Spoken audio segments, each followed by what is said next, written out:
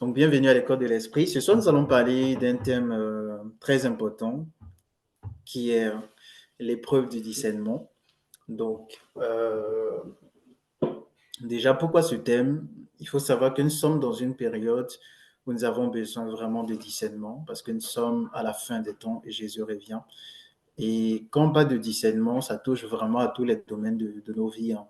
Ça touche à notre destinée principalement, déjà, parce que la destinée demande de discerner au fait quelle est la volonté de Dieu.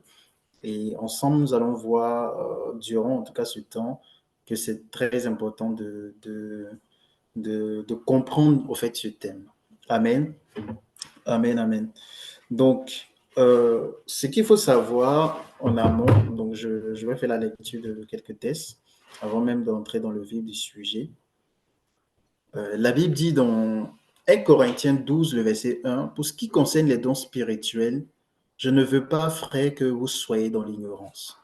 Dans 1 Thessaloniciens 4, le verset 13, nous ne voulons pas, frère, que vous soyez dans l'ignorance au sujet de ceux qui dorment, afin que vous ne vous affligez pas comme les autres qui n'ont point d'espérance.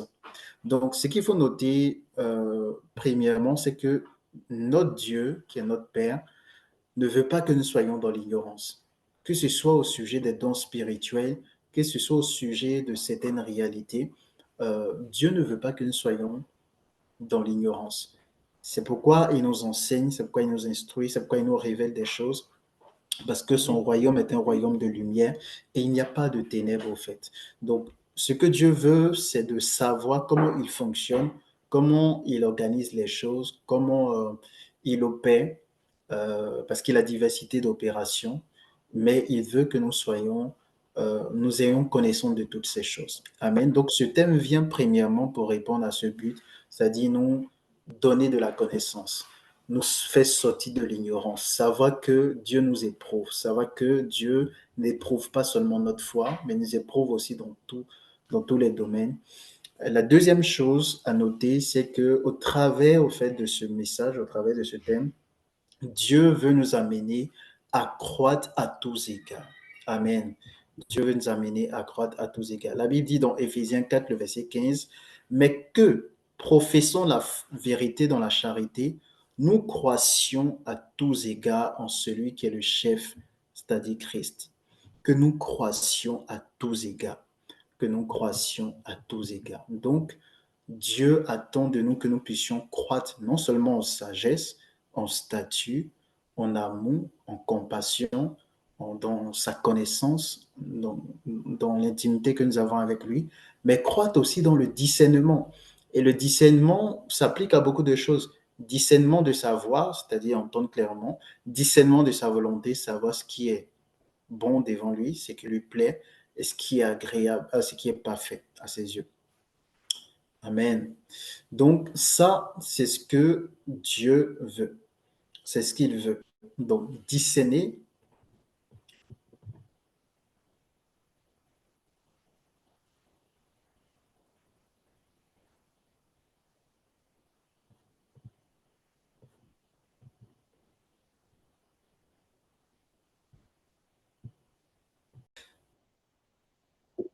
Donc, je disais, donc, ce que le Seigneur veut, c'est que nous puissions aussi croître à tous égards, donc croître dans le discernement, parce il veut que nous puissions connaître, nous puissions discerner sa volonté, discerner sa voix, discerner beaucoup de choses qu'il veut que nous puissions discerner. Amen. Donc, c'est vraiment le but de ce message. Et donc, pour entrer dans le vif du sujet, nous allons prendre ensemble nos Bibles. Amen. Nous allons prendre nos tests de base. Tu peux prendre avec moi Matthieu 4 à partir du verset 1. Matthieu 4 à partir du verset 1.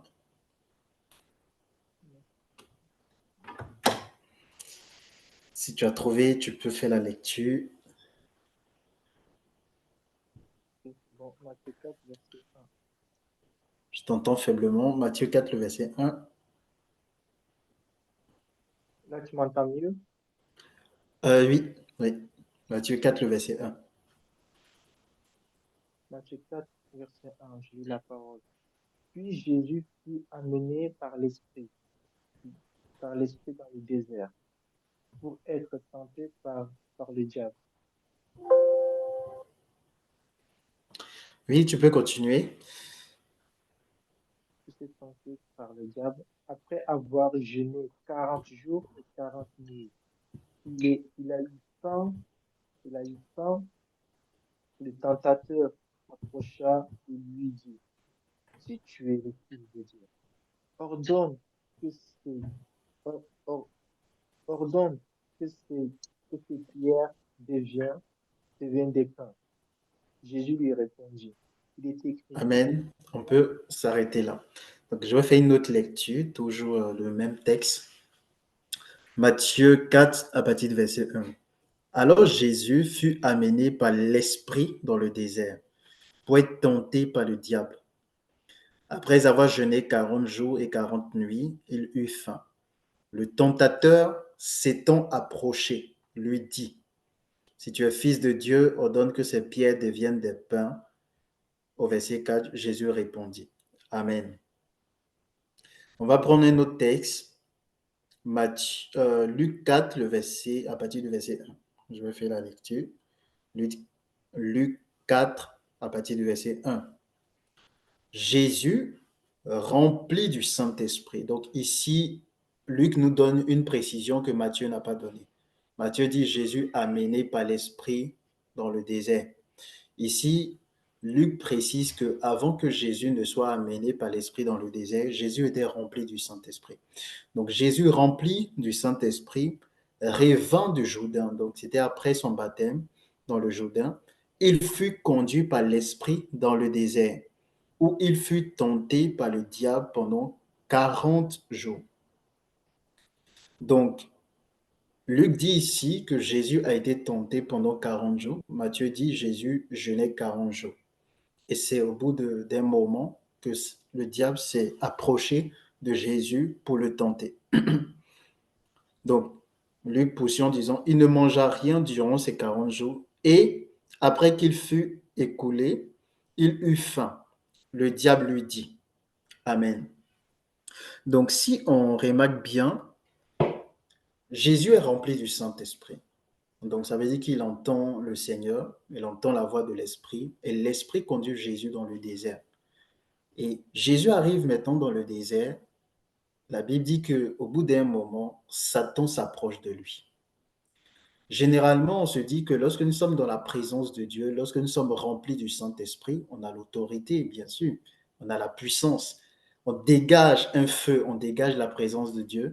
Comment un démon, comment un ange déchu, comment le diable peut s'approcher de nous si nous sommes remplis de l'Esprit, que nous sommes dans la présence de Dieu? Dans notre contexte ici, c'est Dieu qui l'a voulu parce que Jésus devait être tenté par le diable.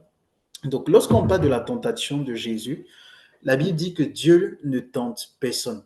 En gros, quand la Bible dit Dieu lui-même ne tente personne, il faut bien comprendre, c'est pas Dieu lui-même qui tente, mais Dieu se sert des esprits souvent pour tenter. Dans notre contexte ici, il s'agissait d'une épreuve de la part de Dieu. Donc, au niveau du point de vue de Dieu, Jésus était éprouvé. Mais du point de vue des hommes, c'était une tentation. Donc, Satan était en train de tenter Jésus. Mais du point de vue de Dieu, c'était pas, Dieu n'appelle pas ça une tentation. Dieu appelle ça une épreuve. Donc, Jésus était éprouvé. Et lorsque Jésus était éprouvé, il y a une chose que le Père attendait de voir de Jésus. Et cette chose, tous les chrétiens passeront un jour par là. C'est ça l'épreuve du discernement.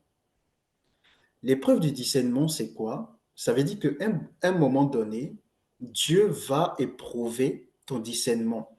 Mais ton discernement par rapport à quoi? Ton discernement par rapport à sa volonté. Jésus a été envoyé sur la terre pour accomplir la volonté du Père. Et par cette tentation, le Père voulait savoir, le Père voulait que Jésus-Christ puisse connaître sa volonté parfaite.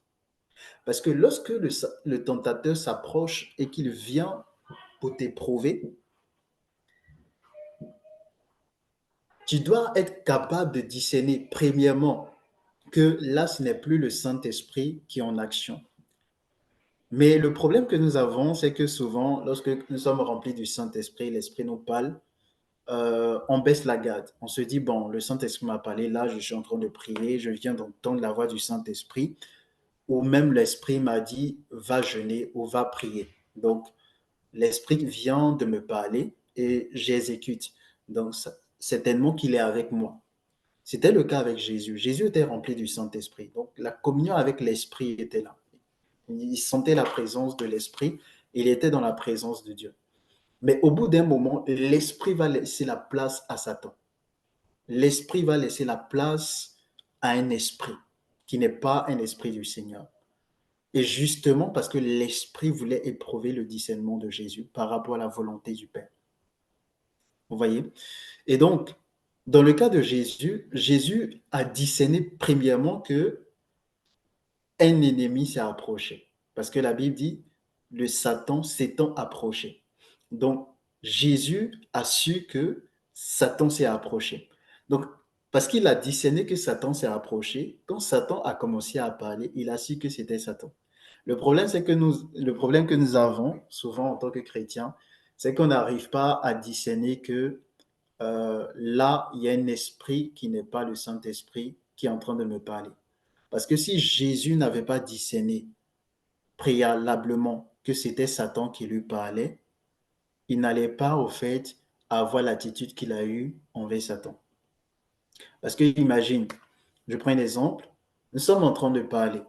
Tu es dans la maison avec moi, Elden, ou tu es dans la maison avec moi, Raphaëla. Nous sommes que deux. Tu viens à peine de me parler. D'accord? Donc, j'ai entendu ta voix. Et puis, je sais que nous sommes deux, d'accord? On est deux dans la maison. Je viens d'abord d'entendre ta voix. Tu as dit, Jean-Noël, est-ce que tu vas bien? D'accord? Et puis après, j'entends une autre voix qui dit, tiens, fais telle chose. Si je n'ai pas discerné qu'une autre personne est entrée dans la maison, je risque de croire que c'est toi qui viens de me parler à nouveau. Je ne sais pas si vous réalisez un peu. Supposons que la personne a la même voix que toi et nous sommes deux dans la maison. Tu viens de me dire quelque chose de sensé. Et puis après, bon, prenons un exemple, hein, parce que le contexte, vous allez, bon, je vais prendre des images et puis vous allez bien comprendre. Le Saint-Esprit conduit Jésus dans le désert. Donc, il dit à Jésus de jeûner 40 jours. Jésus jeûne. Et au bout d'un moment, la Bible dit que Satan s'approche et il commence à parler à Jésus. Il dit, si tu es vraiment le Fils de Dieu, ordonne à ces pierres de se changer en pain, tu vas manger. Si Jésus n'avait pas discerné que c'était Satan qui lui parlait, il allait croire que c'est le Saint-Esprit qui lui a dit de jeûner. C'est le même Saint-Esprit qui lui dit maintenant, bah écoute, tu es le Fils de Dieu, ordonne à ces pierres de se transformer en pain, tu vas manger. Parce que tu es Fils de Dieu, tu as l'autorité pour ça. Tu vois. Si Jésus n'avait pas discerné que c'était le diable qui lui parlait, il allait obéir, il allait faire ça. Si pour lui c'était le Saint-Esprit qui lui parlait, il allait s'exécuter. Vous êtes d'accord avec moi? Donc ça veut dire que, pour revenir à l'exemple que j'ai pris tout à l'heure, si on est deux dans la maison et que tu me parles une première fois, tu me dis quelque chose, je suis en train de faire. Tu me dis par exemple, mets de la nourriture au feu, mets des pâtes au feu, mets de l'eau au feu. Je mets ça au feu. Et j'entends une autre voix qui dit, prends les pâtes, va mettre dans les toilettes. C'est quand même insensé. C'est un peu bizarre. Pourquoi tu me dis de mettre des pâtes au feu et les mêmes pâtes, d'aller les mettre dans les toilettes? Mais si je n'ai pas discerné qu'il y a une troisième personne qui est rentrée, qui m'a parlé avec ta voix, je vais exécuter parce que c'est toi qui m'as dit de mettre les pâtes au feu. Donc si tu me dis encore d'aller mettre les pâtes dans les toilettes, je vais exécuter. Si tu es soit mon père ou ma mère, etc. En tout cas, si j'obéis aveuglement, bêtement, je vais faire ça. Mais si je discerne que la voix qui vient de me parler, ce n'est pas toi qui m'as parlé premièrement, et que c'est une autre personne qui est en train de me parler, en ce moment, je vais faire intervenir mon raisonnement. Je vais faire intervenir ma conscience. Je vais faire intervenir mon intelligence. Je vais faire intervenir ma sagesse. C'est exactement ce qui s'est passé avec Jésus. Donc Jésus est rempli de l'esprit. Il est conduit dans le désert. Il est en train de jeûner. Et il entend une voix qui lui dit, mais écoute, si tu es fils de Dieu, bah, ordonne à cette pierre de se changer en pain. Tu vas manger parce que tu as faim. Donc, nous, on voit le contexte. Jésus a entendu une voix. Satan était en train de parler à Jésus. Mais on ne sait pas exactement si c'était une voix audible ou si c'était pas des pensées. Mais Jésus a discerné premièrement que c'était Satan qui lui parlait. Donc, à partir de là, il a commencé à éprouver, il a commencé à examiner toutes les pensées ou tout ce qu'il entendait. Mais lorsque nous ne faisons pas ce premier travail de discernement, en ce moment, c'est très compliqué. Donc, qu'est-ce que je veux dire par là, mon point, c'est que on peut être dans la présence de Dieu, à peine l'esprit vient de te parler, il peut laisser un autre esprit qui n'est pas un esprit au service de Dieu ou qui n'est pas le Saint-Esprit venir te parler. Et le Saint-Esprit s'attend à ce que toi, tu sois capable de discerner si ce que l'esprit va te dire, c'est la volonté de Dieu ou pas. C'est pas sûr, monsieur. Je vais prendre des exemples. Tu peux être en train de prier, tu pries, et le Saint-Esprit te dit, par exemple, mets-toi en genoux, lève les mains, adore le Seigneur. Et pendant que tu es en train d'adorer, tu dis, Seigneur, révèle-moi ce que tu attends de moi en cette saison, etc. Donc tu adores d'abord le Seigneur et tu demandes au Seigneur, mettons, de se révéler à toi, de te faire connaître ce qu'il attend de toi.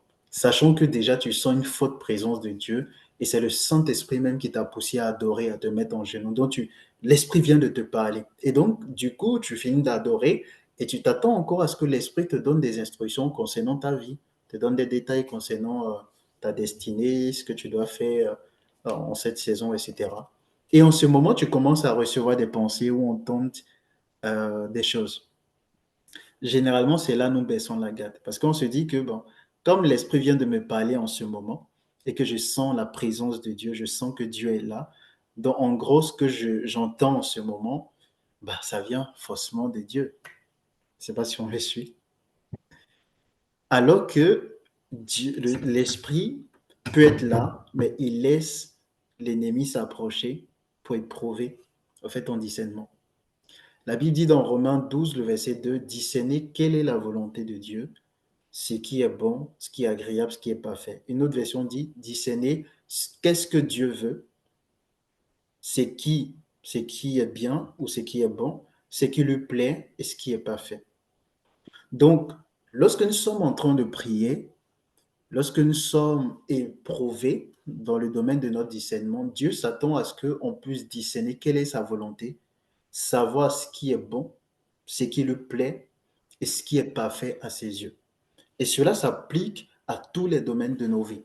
C'est pourquoi la Bible dit que Jésus a été tenté en toutes choses.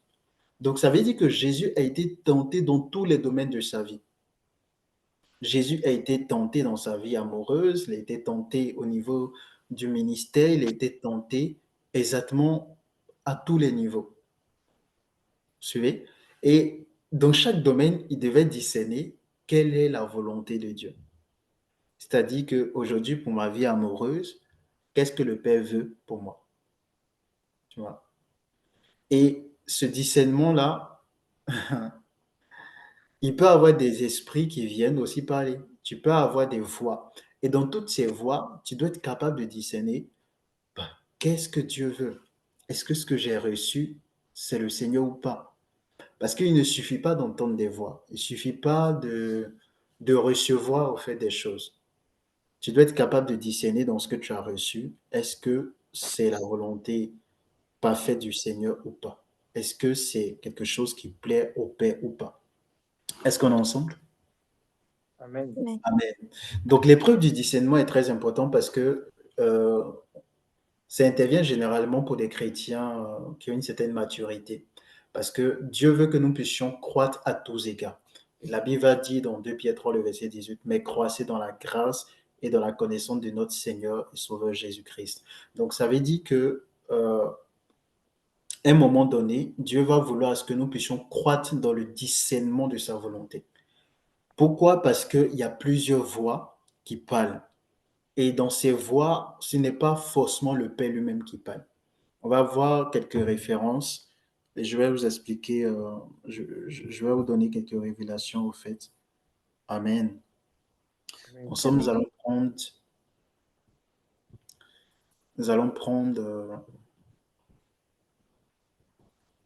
une personne peut prendre 1 Jean 4 à partir du verset 1. 1 Jean 4 à partir du verset 1. Une personne, Apocalypse 5, le verset 7 jusqu'au verset 8. Et je vais prendre Apocalypse 8, le verset 3 à 5. Donc, 1 Jean 4, le verset 1, Apocalypse 5, 7 à 8. Et je vais prendre Apocalypse 8, le verset 3 à 5.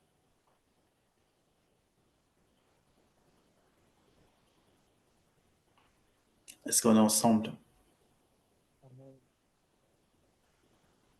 Amen. Amen. OK.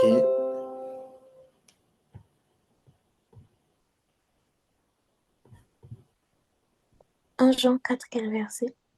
À partir du verset 1.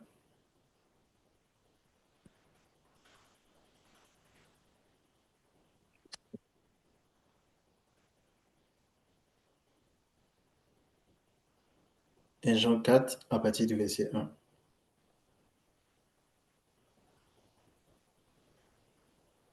OK, je vais faire la lecture.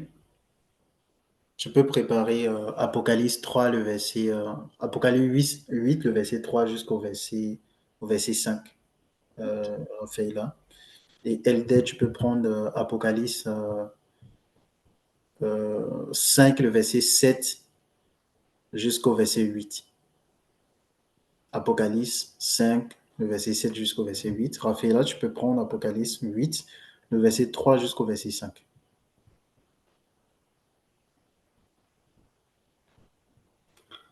Amen. Donc, je fais la lecture. 1 Jean 4, le verset 1. Bien-aimés, n'ajoutez pas foi à tout esprit, mais éprouvez les esprits pour savoir s'ils sont de Dieu. Car plusieurs faux prophètes sont venus dans le monde. Au verset 2, reconnaissez à ceux-ci l'Esprit de Dieu. Tout esprit qui confesse Jésus-Christ venu en chair est de Dieu. Et tout esprit qui ne confesse pas Jésus n'est pas de Dieu. C'est celui de l'Antéchrist, dont vous avez appris la venue et qui maintenant est déjà dans le monde. Donc, ce passage dit, n'ajoutez pas foi à tout esprit, mais éprouvez les esprits pour savoir s'ils sont de Dieu. Et lorsqu'on continue, on dit, reconnaissez à ceci l'Esprit de Dieu. Reconnaissez à ceci l'Esprit de Dieu. Et l'Esprit de Dieu, c'est avec grand E. Et ce qui est intriguant, c'est qu'on dit, tout esprit qui confesse Jésus-Christ venu en chair est de Dieu. Bon, on dit, reconnaissez à ceci l'Esprit de Dieu. Donc, normalement, on doit dire, voilà, ça doit être une suite, quelque chose qui ramène à l'Esprit de Dieu. Mais on dit tout esprit qui confesse Jésus-Christ venu en chair est de Dieu. Donc, il faut savoir que lorsqu'on parle du Saint-Esprit, le Saint-Esprit, il n'y a pas deux Saint-Esprits. Il y a un seul Saint-Esprit. Le Saint-Esprit, c'est l'Esprit de Jésus-Christ, c'est l'Esprit du Père. Mais derrière le vocable Esprit de Dieu ou Saint-Esprit, il y a plusieurs autres esprits qui opèrent avec le nom du Saint-Esprit, qui parlent au nom du Saint-Esprit, qui peuvent parler comme si c'était le Saint-Esprit qui parlait, mais ce n'est pas le Saint-Esprit. Amen. C'est un peu comme dans l'ancien temps, quand les anges parlent, ils vont dire je suis l'Éternel, comme au buisson Adam avec Moïse. C'était un ange qui parlait à Moïse, mais l'ange parlait au nom de Dieu. Il parlait comme si c'était Dieu qui parlait. Et donc, les esprits au service de Dieu, il y a plusieurs esprits. Il y a des anges qui sont une catégorie d'esprits, mais il n'y a pas que les esprits. Il n'y a pas que les anges.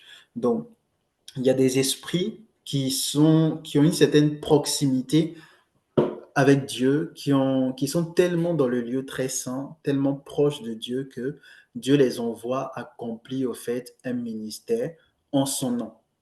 Donc ces esprits parlent comme si c'était le Saint-Esprit qui parlait. Amen. Est-ce qu'on est ensemble? Vous allez voir dans le livre d'Apocalypse, on parle d'un agneau comme immolé qui avait 7 cornes. Et la Bible dit que les 7 cornes sont les 7 esprits de Dieu envoyés par toute la terre. Donc, il y a une multitude d'esprits qui sont au service de Dieu. Et parmi ces esprits, il y a des esprits, au fait, qui sont assimilés au Saint-Esprit. Donc, dans le domaine du discernement, plus tu grandis dans le Seigneur, tu pourras savoir que là, ce n'est pas le Saint-Esprit qui m'a parlé, c'est un esprit qui m'a parlé au nom, qui m'a parlé comme s'il était le Saint-Esprit. Et on va lire d'autres passages, vous allez mieux comprendre certaines choses. Est-ce qu'on peut avancer? On peut lire Apocalypse 5, les versets 7 à 8. Ok. Je lis la parole de Dieu. Ah, Apocalypse 5, versets 7 à 8. Il vint prendre, il vint prendre, Ok, on entend faiblement. attends, je commence. allô? Oui. Et là, vous m'entendez? Tout le monde m'entend? Oui, si c'est possible d'augmenter un peu ton micro. Là, je commence à fond. Vous m'entendez? Oui, vas-y, on essaye. Apocalypse 5, verset 7. Il vint prendre de la main droite de celui qui était assis sur le trône. Quand il, quand il eut pris le livre, les quatre êtres vivants et les 24 anciens se prosternaient devant l'agneau. Chacun tenait, chacun tenait une harpe et des coupes d'or remplies, remplies de parfums qui sont les, qui sont les, qui sont les prières des saints. Amen. Amen. Amen. Merci beaucoup, Elder. Je fais une autre lecture. Quand il eut pris, au verset 7, pardon, il vint et il prit le livre de la main droite de celui qui était assis sur le trône. Quand il eut pris le livre, les 4 êtres vivants et les 24 vieillards se prosternaient devant l'agneau, donc c'est-à-dire Jésus-Christ, tenant chacun une harpe et des coupes d'or remplies de parfums qui sont les prières des saints. Donc, ce qu'il faut savoir, c'est que lorsque nous prions, souvent ce n'est pas Dieu lui-même qui exauce nos prières. Donc, lorsque nous prions au ciel, il y a ce qu'on appelle les coupes de prière, les coupes d'or. Et nos prières, en fonction de la nature, vont au fait dans ces coupes de prière. Et quand vous lisez la suite du livre d'Apocalypse, on dit ces coupes d'or remplies de prières, donc les prières qui sont représentées par des parfums, sont au fait renversées sur l'autel d'or devant le trône de Dieu. Et lorsque on renverse ces prières sur l'autel, la Bible dit que de l'autel, au fait, sortent des voix.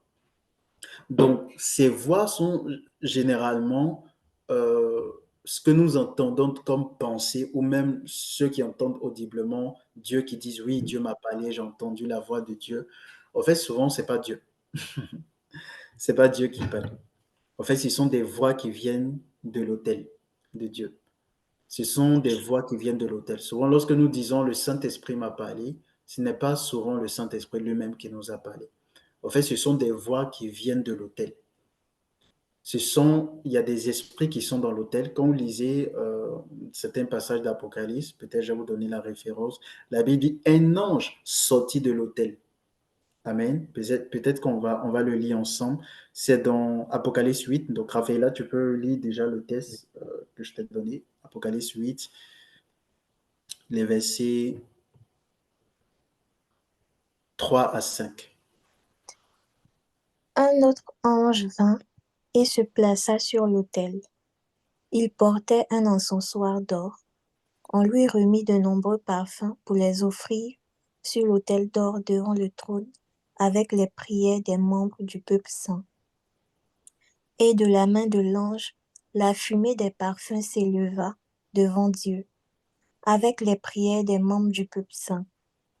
L'ange prit l'encensoir, le remplit de braises ardentes, prit sur l'autel et le lança sur la terre. Il y eut alors des coups de tonnerre, des voix, des éclairs et un tremblement de terre. Amen. Ok, donc c'est ce que je disais dans ce passage. On voit que lorsque l'ange a pris l'ascensoir, l'a rempli du feu de l'autel et l'a jeté sur la terre, la Bible dit il eut des voix, des tonnerres, des éclairs et un tremblement de terre. Il eut des voix. Il eut des voix. Ces voix venaient d'où? Il lance l'ascensoir sur la terre, donc ça contient du feu. Dans ce cas, on était dans un contexte de jugement, donc c'était un jugement que Dieu prononçait sur la terre. Mais on voit que des voix accompagnaient l'action de l'ange.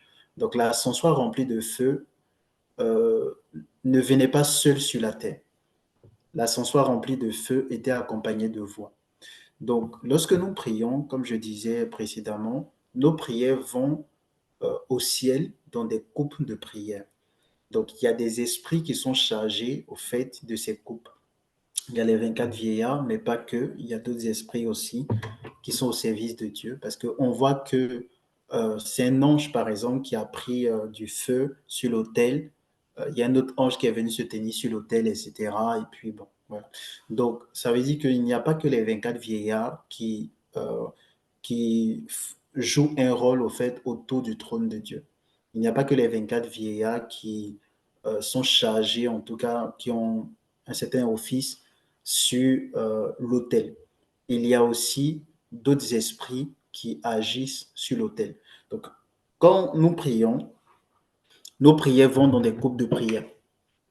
Et lorsque ces prières sont en fait dans ces coupes, en fonction de la nature de la prière, ces prières sont renversées au fait selon le bon vouloir de Dieu. Hein. Selon le bon vouloir de Dieu. Par exemple, si aujourd'hui Dieu veut exaucer tout ce qui concerne les prières de guérison, il va dire, OK, bon, aujourd'hui, je veux manifester, comment on dit, ma bonté ou ma compassion en guérissant tous les malades. Donc, il va dire, est-ce qu'il y a des prières des saints concernant les malades? Les 24 vieillards vont répondre, oui, oui, notre Dieu, effectivement, on a des coupes pleines de prières de tes enfants qui sont malades. Il va dire, d'accord, renversez sur l'autel. Et ces prières sont renversées sur l'autel. Et lorsque les prières sont renversées sur l'autel, des voix sortent de l'autel, ce sont des voix de guérison. Donc tout dépend de ce que Dieu veut. C'est-à-dire que si Dieu veut exercer un jugement, du trône vont sortir au fait des voix de jugement. Si Dieu veut manifester la providence, du trône vont sortir des voix en fait de providence. Donc, ce n'est pas le Père lui-même qui parle. Ce sont des voix qui viennent du trône pour donner des réponses à ceux qui ont prié. Est-ce qu'on me suit? Amen. Généralement, ce que nous savons, nous connaissons plus le ministère des anges. Dans le cas de Daniel, on dit qu'il y a un ange qui a été envoyé pour apporter la réponse à la prière de Daniel. Oui, mais il n'y a pas que les anges que Dieu utilise pour l'exaucement de nos prières. Il y a aussi l'autel, des voix qui sortent de l'autel. Il y a des esprits qui sont dans l'autel. Il n'y a pas que les anges qui sont souvent dans l'autel, il y a d'autres esprits. Donc, quand on parle par exemple des 7 esprits de Dieu, c'est souvent aussi des esprits qui sont au fait au niveau de l'autel, qui opèrent au niveau de l'autel. Vous allez voir que on dit devant le trône de Dieu brûlent 7 lampes ardentes qui sont les 7 esprits de Dieu. Bah, les 7 esprits de Dieu qui sont représentés par des lampes, ces 7 esprits de Dieu font quoi? Ces 7 esprits de Dieu exaucent les prières. Ces 7 esprits de Dieu, au fait, on parle comme si c'était le Saint-Esprit. C'est pourquoi on a vu dans 1 Jean 4, le verset 1, la Bible au verset 1 et 2, quand l'apôtre Jean dit éprouvez tout esprit en fait de savoir s'il vient de Dieu. Vous reconnaîtrez à ceci l'esprit de Dieu, tout esprit qui confesse Jésus-Christ en chair. En fait, qu'est-ce que l'apôtre Jean voulait dire par là? Il voulait parler des esprits de Dieu, parce que la Bible dit, la Bible parle des 7 esprits de Dieu. Et lorsqu'on dit, vous reconnaîtrez à ceci l'Esprit de Dieu, deux points, tout esprit qui confesse Jésus-Christ en chair est de Dieu. Vous me suivez? Donc, ça veut dire que derrière le vocable Esprit de Dieu, c'est cet esprit qui nous parle. Donc, quand souvent on dit, ah, le Saint-Esprit m'a parlé, j'ai reçu une pensée, j'ai reçu une conviction, quand tu grandis dans le discernement, tu comprendras que souvent, ce n'est pas le Saint-Esprit lui-même qui t'a parlé. C'est un esprit de Dieu. C'est une voix qui vient du trône. C'est pourquoi la Bible dit dans Romains 12, le verset 2, une partie du verset, discerner qu'est-ce que Dieu veut, ce qui est bon, ce qui lui plaît, ce qui est parfait. Amen. Et je vais vous donner une autre référence. Vous allez bien comprendre quelque chose. Vous allez prendre avec moi Apocalypse. Je cherche la référence.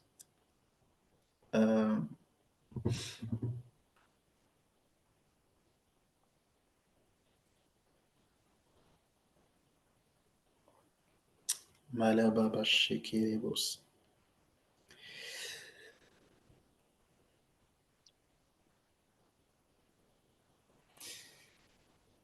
Donc, Apocalypse.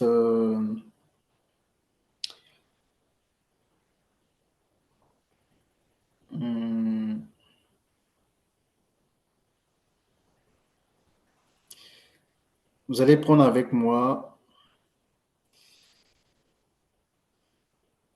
Apocalypse 19. Apocalypse 19, à partir du verset 9.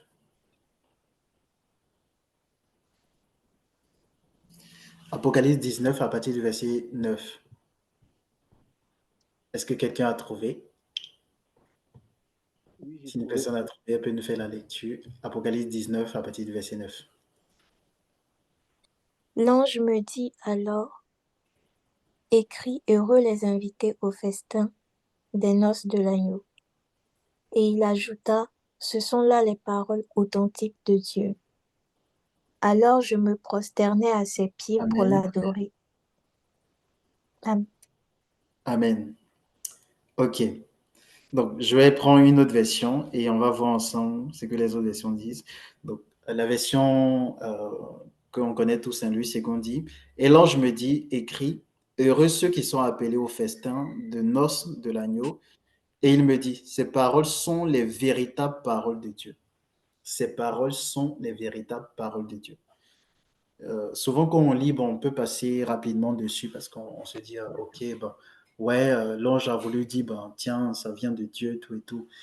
Mais on va comprendre. Euh, la Bible dit ceci, l'ange me dit alors, écrit, heureux les invités aux noces de l'agneau, et il ajouta, ce sont là les paroles authentiques de Dieu. Une autre version dit, puis il ajoute, ce sont les paroles de Dieu lui-même. Paroles de vie 2017. Ce sont là, ce sont les paroles de Dieu lui-même. Amen.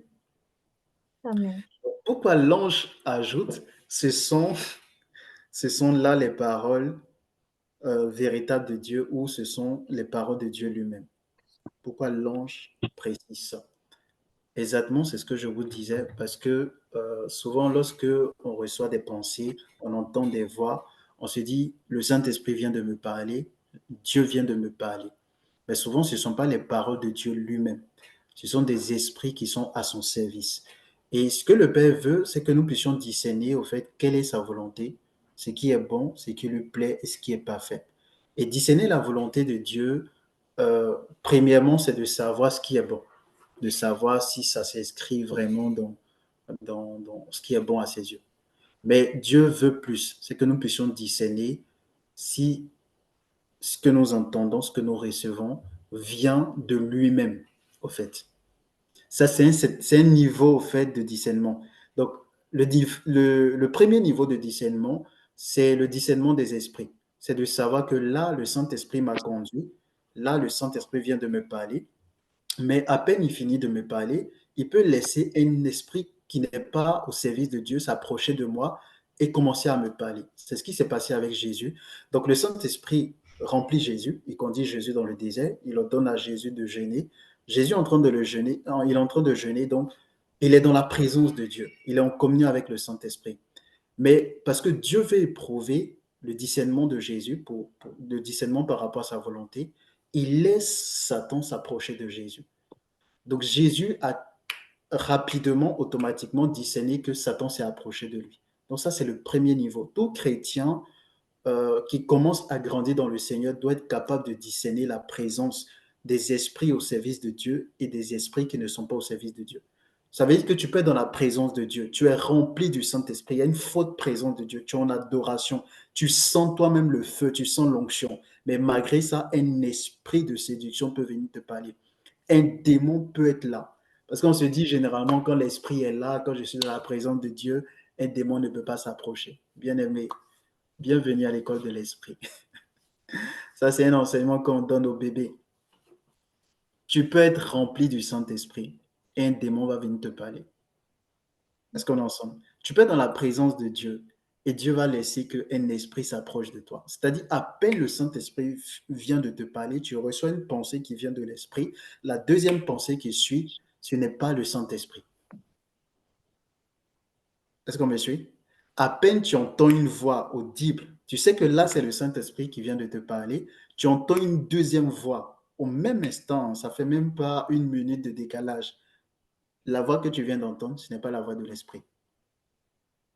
Donc, le premier niveau de discernement, c'est de discerner que là, le Saint-Esprit est là, mais il y a un autre esprit en plus du Saint-Esprit qui est en train de me parler ou qui m'envoie des pensées. Le deuxième niveau de discernement, c'est de discerner au fait si c'est le Saint-Esprit qui est en train de te parler ou juste un esprit au service de Dieu qui est en train de donner une réponse à tes prières ou à tes demandes. Est-ce qu'on est ensemble? Amen. Généralement, on attribue tout au Saint-Esprit. Mais comme je viens de vous expliquer, derrière le vocable esprit de Dieu, il y a plusieurs autres esprits qui travaillent pour Dieu, mais qui ne sont pas le Saint-Esprit, mais qui parlent comme si comme si c'était le Saint-Esprit. On est ensemble? Amen. Et le niveau plus élevé, eh bien, c'est d'être capable de discerner au fait que là, c'est Dieu lui-même qui a parlé. Les paroles qui viennent de la bouche du Saint-Esprit lui-même, les paroles qui viennent de la bouche de Jésus-Christ lui-même, les paroles qui viennent de la bouche du Père lui-même. Ça, c'est un niveau beaucoup plus avancé dans le Seigneur. Généralement, on est au niveau basique où bon, on se dit le Saint-Esprit nous a parlé, Dieu nous a parlé, on s'arrête là. On se dit voilà, on ne va pas plus loin parce que souvent même on ne sait pas. Amen. Mais plus tu vas plus loin, tu comprends que le Père parle, Jésus parle, le Saint-Esprit parle. Il y a des esprits au service de Dieu qui ne sont pas forcément des anges qui parlent. Et même du trône sortent des voix qui nous parlent. Amen.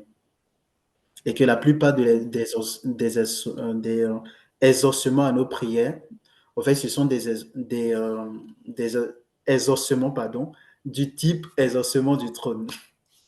Oui, parce que le trône parle, le trône répond aux prières. Les prières, lorsque les prières sont renversées, les coupes de prières sont renversées sur l'autel, d'or devant le trône de Dieu, en fait, l'autel donne des réponses. L'autel va répondre. Amen. Et donc, quand l'autel répond, la personne entend la voix. Et donc, elle se dit, Dieu vient de me parler. Donc, pour ceux qui entendent Dieu par leurs pensées, donc en gros, tu entends en fait ce que l'autel dit sous forme de pensée. Pour ceux qui entendent audiblement la voix de Dieu, ils vont entendre une voix. Pour ceux qui, par des songes, bon, ça sera sous forme de songes, etc. Pour ceux qui ont des visions, en fait, l'autel parle, mais tu reçois sous forme de vision, en fait. Habakkuk va dire, je veillais à mon poste pour voir ce que l'Éternel allait dire. Normalement, quand quelqu'un parle, tu entends. Il dit pour voir. Donc, lui, ce que Dieu disait, il recevait ça sous forme de vision.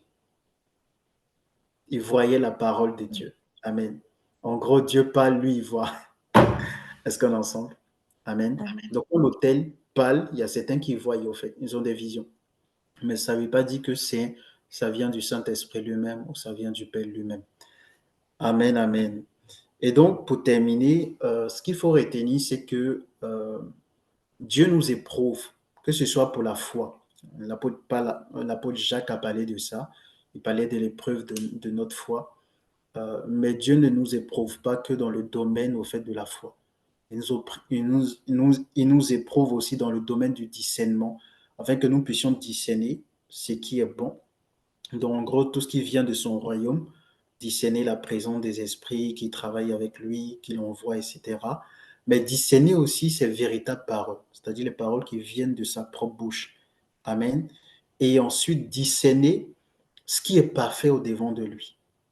En gros, ce qui provient de ses entrailles, ce qui provient de son cœur, ce que Dieu lui-même veut, non pas des choses selon sa justice. Parce que la Bible dit que la parole de Dieu est établie dans les cieux pour toujours. Donc, il y a des choses que Dieu établit qui font partie de ce que moi j'appelle la justice de Dieu.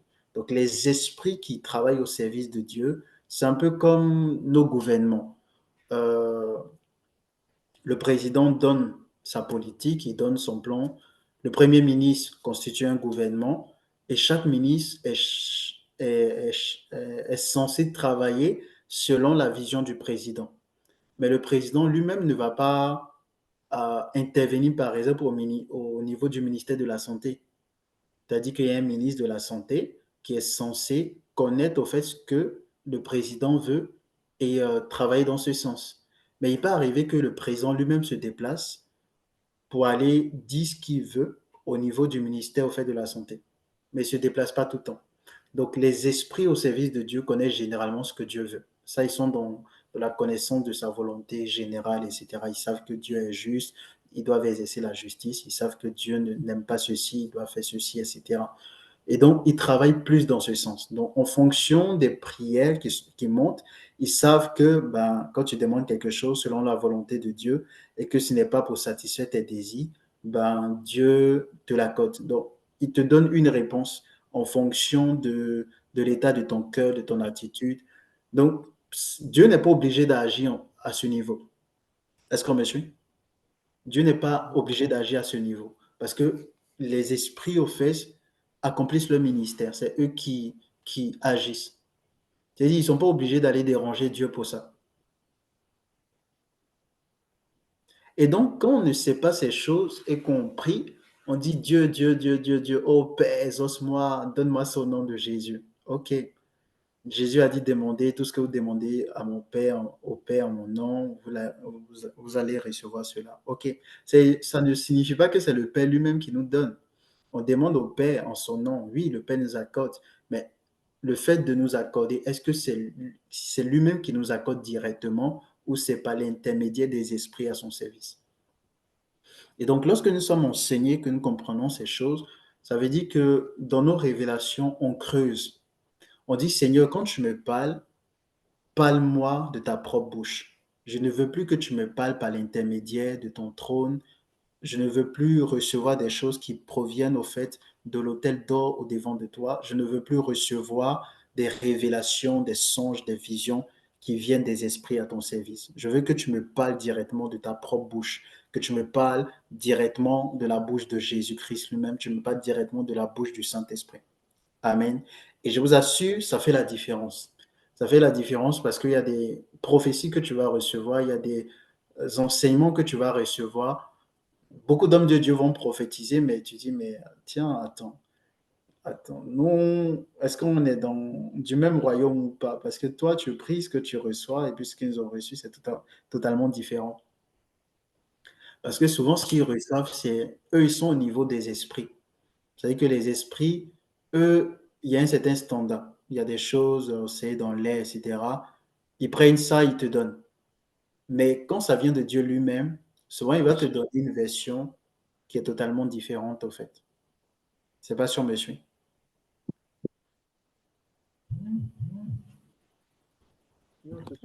Amen. Amen. Amen. Donc, ce soir, je veux vraiment vous encourager à demander au Saint-Esprit d'aiguiser votre discernement et de vous accorder, premièrement, la capacité de discerner tout esprit, de savoir ce qui vient de lui et ce qui ne vient pas de lui. Deuxièmement, de discerner au fait les esprits qui sont à son service. À quel moment c'est lui, le Saint-Esprit, lui-même le Saint-Esprit qui vous parle, ou si c'est un esprit au service de Dieu qui est en train de vous parler. Et c'est d'être capable de discerner, au fait, la volonté de Dieu, ce qui est parfait au devant de Dieu. Amen, amen. Amen. Donc, on va s'arrêter là. Est-ce que vous avez des questions? Si vous avez des questions, je vais répondre à vos questions avant de terminer. J'ai une j'ai une question, moi. Je ne sais pas si on m'entend bien. On m'entend? Oui, Je disais que j'ai une question par rapport, quand tu as dit, en fait, il y si a c'est certaines possible choses d'augmenter un peu le son, on t'entend faiblement. qui sont faiblement. Là, mon son, il est vraiment, en fait. Attends, Euh, je retire. Et là, on m'entend? bon, on va faire avec. Hein. On t'entend faiblement, on va faire avec. Donc, je disais qu'en fait, comme tu as dit, en fait, par rapport à la santé, Hmm. bah, en fait, c'est le ministre de la Santé qui va, qui va faire quelque chose par rapport à la santé, et le président de la République n'est pas obligé de se déplacer par rapport à certaines choses, par rapport à la santé. Et par rapport aux Hmm. esprits, moi, ma question est que si Dieu a déversé certaines choses à certains anges, et c'est-à-dire qu'on n'est pas directement obligé de dire à Dieu de nous donner la chose. Du coup, on peut ordonner aux anges de nous donner la chose qu'on a besoin. Je ne sais pas si tu me comprends. J'ai pas bien saisi à la fin. Attends, tu me diras si c'est ça ou pas. Tu as dit que si par exemple Dieu nous a déjà donné certaines choses, nous ne sommes pas obligés de demander directement à Dieu de nous donner la chose, mais on peut directement donner aux anges de faire la chose, c'est ça? Mais en fait, j'ai dit, comme Mm, toi, tu as dit, en fait, il y a certaines choses que Dieu mm, a déjà données à ses anges. Et comme tu as donné l'exemple par rapport au médecin, et c'est le ministre de la Santé qui va faire certaines choses que le président n'est pas obligé de se déplacer. Et par rapport à ça, je disais qu'en fait, s'il y a certaines choses qu'on a besoin, on peut directement ordonner la chose, mais toujours en priant par le nom de Jésus si on veut obtenir la chose. C'est ça par rapport à c'est ça ma question en fait. Il faut vraiment qu'on prie pour ordonner la chose qu'on puisse l'avoir. Parce que comme le Père a dit, en fait, cherchez, vous trouverez, frappez, on vous ouvrira, et demandez, on vous donnera. C'est par rapport à ça. ok. En fait, on t'entend faiblement, donc j'ai du mal à vraiment percevoir ce que tu dis. Mais mon point, c'était quoi? En fait, mon point, j'expliquais un peu ce qui se passait. Jésus nous a enseigné à prier au nom du Père. Ça, c'est ce qu'on applique, d'accord? Mais il faut comprendre que il y a le ministère du Père lui-même, il y a le ministère de Jésus-Christ, il y a le ministère du Saint-Esprit, et il y a le ministère des esprits au service de Dieu. Donc, lorsque nous faisons notre demande au Père, très souvent, je dirais même dans la majorité des cas, c'est pas le Père lui-même au fait qui nous exauce, qui nous répond. En fait, nous, on reçoit juste la réponse, on s'est dit Dieu nous a exaucés, on dit merci au Seigneur, d'accord?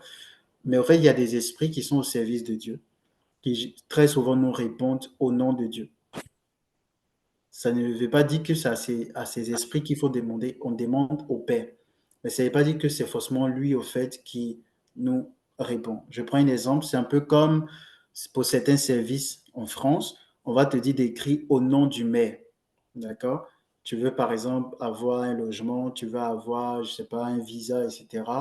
On dit, bon, dans ta lettre, il faut mettre à l'intention de et on te donne par exemple le nom du directeur du service ou de l'ambassadeur, ou en tout cas. Mais quand tu fais la lettre, quand ça va, ben, ce n'est pas forcément lui qui reçoit la lettre. Ce sont les gens de son service. Ils vont traiter et en fait, ils t'envoient une réponse.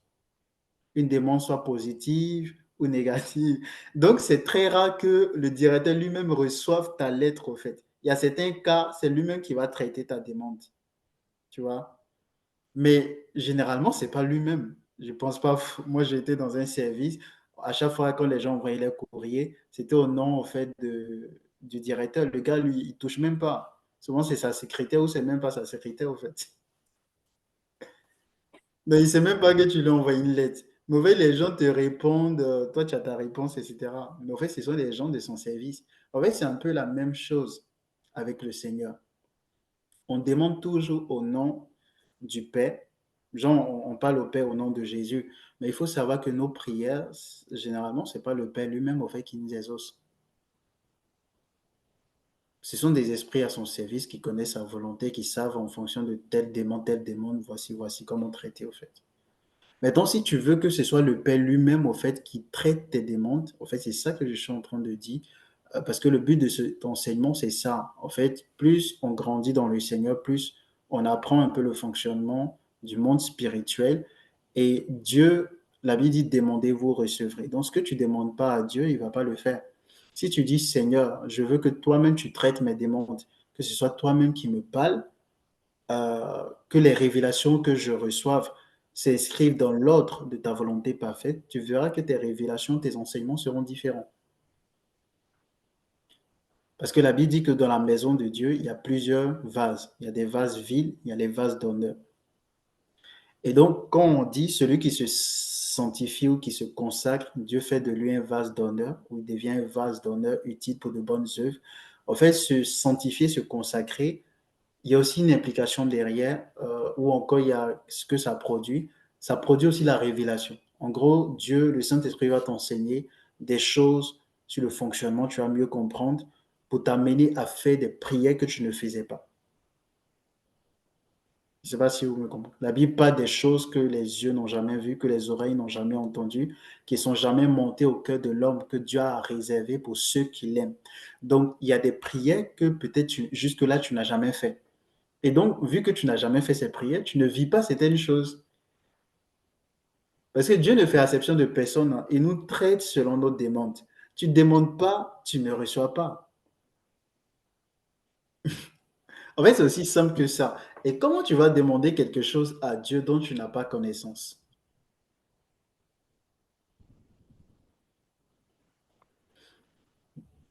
Je ne sais pas si on me suit. C'est pourquoi la Bible dit dans Éphésiens 6, le verset 18, faites en tout temps par l'Esprit toutes sortes de prières, de supplications. Parce que quand tu pries par le Saint-Esprit, il te fait faire des prières qui vont t'amener à vivre des choses que tu ne vis pas encore parce que tu n'as jamais fait cette prière, parce que tu n'as pas connaissance. Donc, de manière spontanée ou même, voilà, l'esprit peut te saisir, tu fais une prière bizarre, tu te dis, ah, ma prière d'aujourd'hui, c'est une prière que je n'ai jamais faite. Et souvent, beaucoup de chrétiens se limitent à là. Ah, pourquoi j'ai fait cette prière? Après, ils ne cherchent pas à comprendre, gloire au Seigneur, et puis ils avancent. Mais souvent, l'esprit va t'instruire, te donner de la connaissance, de sorte à ce que cette prière, qui t'ait saisi ou pas, tu sois capable au fait de refaire la même prière toi-même. Donc l'enseignement de ce soir, par exemple, ça vise à demander des choses à Dieu que tu ne demandais pas. Tu as dit, Seigneur, je comprends que dans ta présence, voilà, je peux être dans ta présence et entendre des voix ou recevoir des choses qui ne viennent pas forcément de toi. Donne-moi la capacité aujourd'hui de discerner tous les esprits là où je suis. Quand c'est toi qui me parles, quand c'est un esprit qui est à ton service qui me parle, quand c'est un démon qui me parle, euh, fais en sorte que les enseignements que je reçois soient des enseignements qui proviennent de ta volonté parfaite. Seigneur, si tu dois me parler, parle-moi selon ta volonté parfaite. Parce qu'il est écrit dans ta parole, discerner quelle est la volonté de Dieu, ce qui est bon, ce qui est agréable, ce qui est parfait. Seigneur, je ne veux pas des révélations qui relèvent de ta volonté bonne. Je ne veux pas recevoir des sentiments, des émotions, des projets, des prophéties pour des personnes, Seigneur, qui ne sont pas ta volonté parfaite. Je veux que à chaque fois que tu me parles, à chaque fois que tu m'enseignes, à chaque fois que tu me donnes des enseignements, que ce soit des choses qui s'inscrivent dans ta volonté parfaite.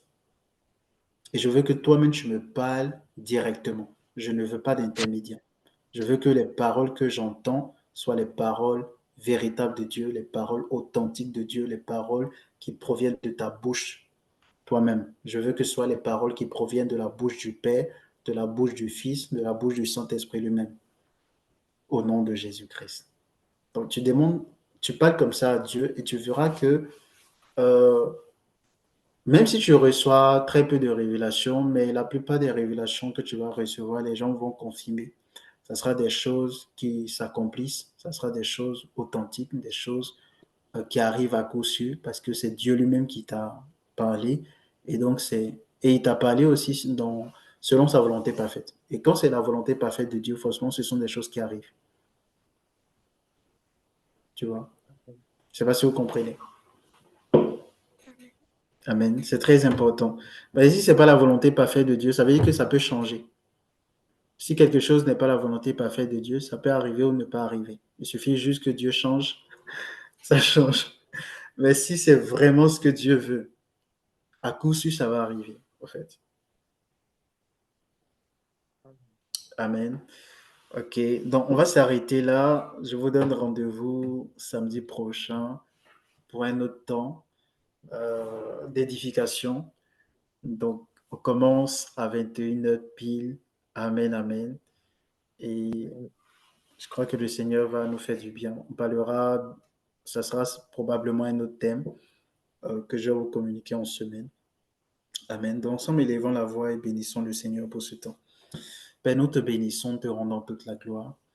Merci pour ce moment que nous avons passé ensemble. Nous prions que tu nous accordes la grâce, Seigneur, de discerner clairement, Seigneur, ta présence, ta volonté, et que nous ne soyons plus, Seigneur, des enfants qui manquent de discernement.